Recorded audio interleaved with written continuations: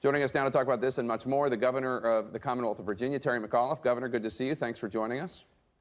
Good morning, Jake. So let's begin with President Trump's pardon of Sheriff Arpaio. What do you make of the decision? Bad decision. Goes against the rule of law. I can tell you as governor, one of the most important decisions I make are those that I pardon. I look for folks who, for redemption, to be able to go back into the workforce. And this pardon that he did had nothing to do with it. And I do agree with Senator Schumer. At a time right now, after we've had Charlottesville and other issues, it is time for reconciliation, time for healing. Let us bring this country together. President Trump, of course, continuing to face criticism about his response to the violence in Charlottesville. This time in his own White House, his National Economic Council Director Gary Cohn said this week to the Financial Times that the Trump administration, quote, can and must do better in consistently and unequivocally condemning these groups. The president said this week that his response to Charlottesville was, quote, perfect, and said that the media was taking his words out of context. Take a listen. The words were perfect. They only take out anything they can think of. The media can attack me, but where I draw the line is when they attack you, which is what they do. When they attack the decency of our supporters. What's your response to that, sir? Well, as you know, I came right out after the president spoke. The president did not say neo-Nazis. He did not say white supremacists. I came out immediately and said, these neo-Nazis came to Virginia. The alt-right came, the white supremacists, the Klansmen. I told them to get out, go home. They're not welcome in our state. But be honest with you, their hatred is not welcome in this country. They pretended they were patriots. They're not. They are cowards. They came to Virginia armed to harm our citizens. And the point is that these people came to do harm. They brought their hatred here. It wasn't both sides. There is no moral equivalent. You had one side, neo-Nazis, who our great country fought against Adolf Hitler, and white supremacists and Klansmen who spewing hatred. The other side were counter-protesters who were protesting their hate. I just disagree with the president. It wasn't both sides. This was one side, hatred, bigotry, and bias, and there's no place in this country. And he just needs to call it out for what it is. That's how did we get here, Jake, to this point where these people spewed this horrible language?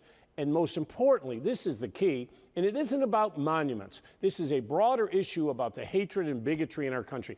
How do we do healing? How do we do reconciliation? And how do we move forward as a nation? Because we need to be united as the United States of America to compete on a global basis. But everybody, and let's talk about schools today, of every children getting an equal opportunity for a great education. Our children being able to get a healthy breakfast in the morning, something my wife does here, 10 million more breakfasts last year in Virginia for needy children. These are the things we need to focus on. Governor, while I take your point on moral equivalence, what do you make of the counter-protesters who are part of a group called Antifa that actually seek to confront the Klan and the alt-right through violent means? Are they not problematic when it comes to their tactics and what they stand for? Yep, and let me be crystal clear. Everybody's entitled to protest. Everybody under the First Amendment, but it's peaceful protest.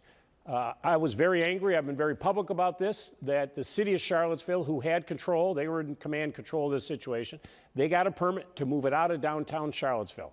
Unfortunately, sued by the ACLU, and then the judge ruled. That stayed in the middle of downtown. It was a boiling pot with people armed. But anyone, I don't care which side you were on, Jake, if you came to Virginia and you committed some act of violence, we are going to come after you and we are going to arrest you. Either side, regardless. I saw a picture today of a gentleman with a aerosol can with like a flamethrower. We're gonna track you down. Now, we just arrested yesterday, or put the warrants out for two individuals, one from Maryland, one from Ohio, who went after and attacked DeAndre Harris. Several individuals attacked this young man who was a substitute assistant teacher for special ed children in high school. He was viciously beaten. We are now going to get two, and we're going to get every single individual. You commit a crime of violence, I don't care which side you're on, we're going to come get you. Let's talk about the Confederate monuments, because you have called for them to be removed. But this is a relatively new position for you. Listen to what you had to say about the Confederate monuments back in 2015. Yeah. Robert E. Lee, Jefferson Davis, these are all parts of our heritage. And the people were in that battle, the Civil War. Many were in it, obviously, for their own reasons that they had for that. But leave the statues and those things alone. Leave the statues and those things alone. That's you in 2015. Yep. Were you wrong then? Well, that was when I gave that speech is when I had taken executive action and removed the Confederate flag from all the license plates in the Commonwealth of Virginia. It was a very controversial move when I did it because I said, listen, this is a divisive symbol that is on the license plate, and as governor, I took executive action. Many individuals disagreed with my action at that time, so this was the first step. And now what we've seen after Charlottesville and around the country, that those statues have very similar significance to what went on when I took the Confederate flag off our license plates.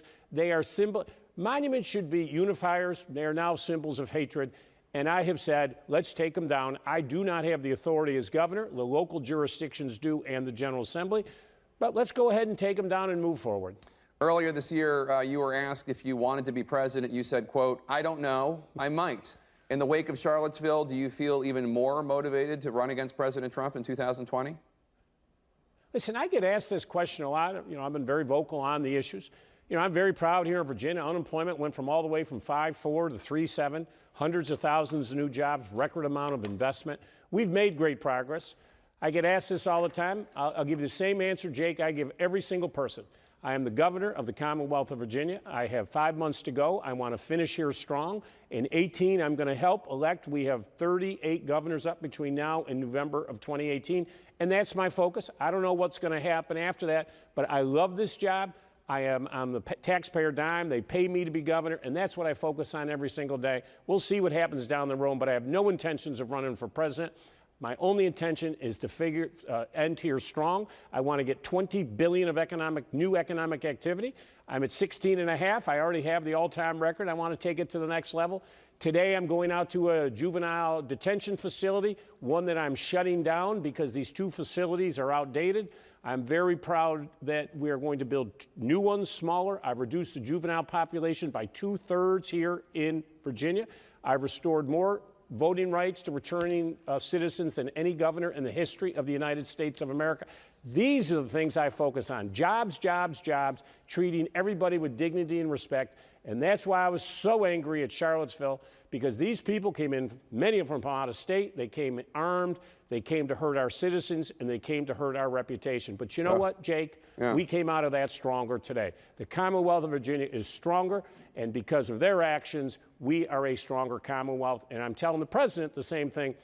Let us use this as an opportunity to unite, to heal, to reconcile, and become clearly a more stronger country. There's a term in politics, Sherman-esque, a Sherman-esque denial when somebody says, if I will definitely not be president. If asked, I will not serve exactly. I think you just gave the antonym to Sherman-esque. I think McAuliffe-esque, because that sounded like an announcement speech. But I appreciate where you're coming from, Governor. Thank you so much for being here. Everybody's trying to get their name in the paper to say they're running for president. I will be very clear. I am the one guy to everybody, keep your name out of the paper. I'm not telling anybody. I am finishing up here strong in the footsteps of many of our great governors. I just want to stand on their shoulders and help people.